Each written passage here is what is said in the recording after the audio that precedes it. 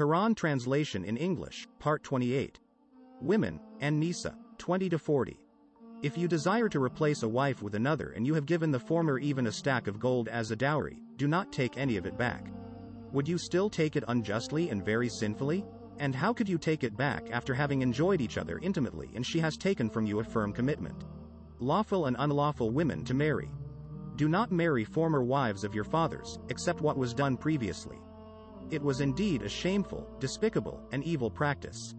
Also forbidden to you for marriage are your mothers, your daughters, your sisters, your paternal and maternal aunts, your brother's daughters, your sister's daughters, your foster mothers, your foster sisters, your mothers-in-law, your stepdaughters under your guardianship if you have consummated marriage with their mothers.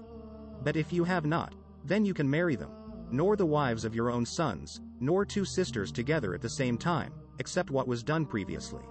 Surely Allah is all-forgiving, most merciful. Also forbidden are married women, except female captives in your possession. This is Allah's commandment to you. But lawful to you are all beyond these, as long as you seek them with your wealth in a legal marriage, not in fornication. Give those you have consummated marriage with their due dowries. It is permissible to be mutually gracious regarding the set dowry. Surely Allah is all-knowing, all-wise. Marrying bondwomen. But if any of you cannot afford to marry a free believing woman, then let him marry a believing bondwoman possessed by one of you. Allah knows best. These state off your faith and theirs. You are from one another. So marry them with the permission of their owners, giving them their dowry in fairness. If they are chaste, neither promiscuous nor having secret affairs. If they commit indecency after marriage, they receive half the punishment of free women. This is for those of you who fear falling into sin. But if you are patient, it is better for you. And Allah is all-forgiving, most merciful. Allah's grace. It is Allah's will to make things clear to you, guide you to the noble ways of those before you, and turn to you in mercy. For Allah is all-knowing, all-wise. And it is Allah's will to turn to you in grace, but those who follow their desires wish to see you deviate entirely from Allah's way. And it is Allah's will to lighten your burdens, for humankind was created weak. Prohibition of abuse. O believers, do not devour one another's wealth illegally, but rather trade by mutual consent. And do not kill each other or yourselves. Surely Allah is ever merciful to you. And whoever does this sinfully and unjustly, we will burn them in the fire. That is easy for Allah. Avoiding major sins. If you avoid the major sins forbidden to you, we will absolve you of your lesser misdeeds and admit you into a place of honor. Inheritance law for contentment. And do not crave what Allah has given some of you over others. Men will be rewarded according to their deeds and women equally according to theirs. Rather, ask Allah for His bounties. Surely Allah has perfect knowledge of all things. And we have appointed heirs to what has been left by parents and next of kin.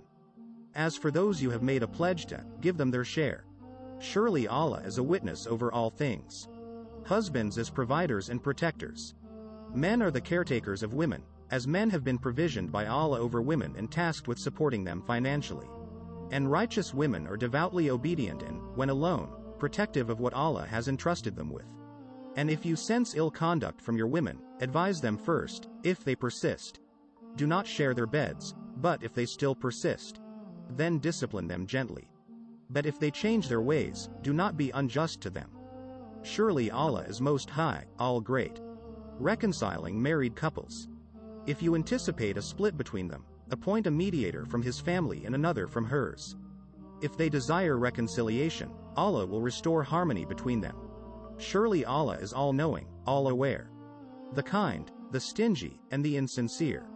Worship Allah alone and associate none with Him. And be kind to parents, relatives, orphans, the poor, near and distant neighbors, close friends, needy travelers. And those bondspeople in your possession. Surely Allah does not like whoever is arrogant, boastful.